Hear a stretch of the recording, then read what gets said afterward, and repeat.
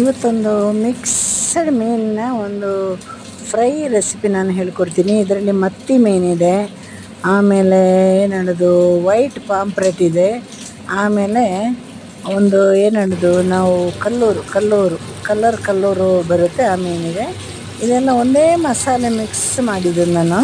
ಇದನ್ನು ಇವಾಗ ನಾನು ಫ್ರೈ ಮಾಡ್ತಾಯಿದ್ದೀನಿ. ಇದಕ್ಕೆ ನಾನು ಯಾವುದೆಲ್ಲ ಮಸಾಲೆ ಸೇರಿಸಿದ್ದೀನಿ ಅಂದರೆ, ನಾನು ಮನೆಯಲ್ಲೇ ಮಿಕ್ಸಿ ಜಾರಲ್ಲಿ ಪುಡಿ ಮಾಡಿದ ಬ್ಯಾಡಗಿ ಚಿಲ್ಲಿ ಪೌಡರ್, ಆಮೇಲೆ Guntur chilli powder, 2 lemon juice, totally ಇದರಲ್ಲಿ 2.5 ಕಿಲೋ ಮೀನಿಗೆ 2 ಲೆಮನ್ ಜ್ಯೂಸು, ಆಮೇಲೆ ರುಚಿಗೆ ತಕ್ಕ ಉಪ್ಪು, 1 ಸ್ಪೂನ್ ಅರಿಶಿನ ಪುಡಿ, ಆಮೇಲೆ ಸ್ವಲ್ಪ ಮಿಕ್ಸ್ ಮಾಡುವಾಗ ಎಣ್ಣೆ ಹಾಕಿದ್ದೀನಿ. ಯಾಕೆಂದರೆ ಅದು ನಮಗೆ ತವಾಗೆ ಅಂಟದಿಲ್ಲಕ್ಕೋಸ್ಕರ ನಾವು ಎಣ್ಣೆ ಹಾಕೋದು. ಇದೆಲ್ಲ ನಾನು ಮಿಕ್ಸ್ ಮಾಡಿ ಮೀನಿಗೆ ಚೆನ್ನಾಗಿ ನಾನು ಅದನ್ನು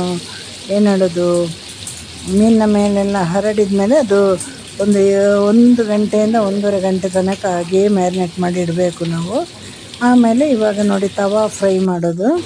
ಇದನ್ನು ಎಣ್ಣೆ ಬಿಸಿ ಆದಮೇಲೆ ನಮ್ಮ ಬರ್ನರ್ ಮೀಡಿಯಮ್ ಫ್ಲೇಮಲ್ಲಿ ಇಟ್ಕೊಂಡು ಮಾಡಬೇಕು, ಆವಾಗ ಚೆನ್ನಾಗಿ ಬರುತ್ತೆ.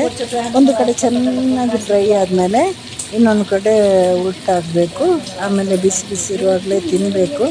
ಇವಾಗ ಮೀನಿನ ಸೀಸನ್ ಅಲ್ಲ, ಆದರೂ ಮೀನು ಬರ್ತಾಯಿದೆ, ಒಂದು 20-30% ಮೀನು ಬರ್ತಾಯಿದೆ.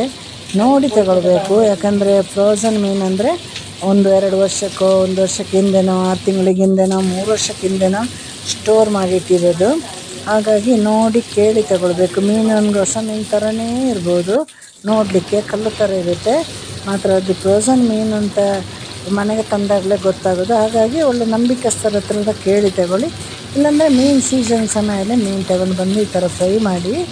ಎಲ್ಲರೂ ನನ್ನ ಐಸ್ ಹೆಲ್ತ್ ಕುಕ್ ಆ್ಯಂಡ್ ವ್ಲಾಗ್ಸಿಗೆ ಸಪೋರ್ಟ್ ಮಾಡಿ. ಒಳ್ಳೊಳ್ಳೆ ಅಡುಗೆಯೊಂದಿಗೆ ನಾನು ಬರ್ತೀನಿ. ನಂದು ಅಡುಗೆದು ದೊಡ್ಡ ವೀಡಿಯೋ ಹಾಕಿದ್ದೀನಿ, ಅದನ್ನು ಕೂಡ ನೋಡಿ ಎಲ್ಲ ಸಪೋರ್ಟ್ ಮಾಡಿ.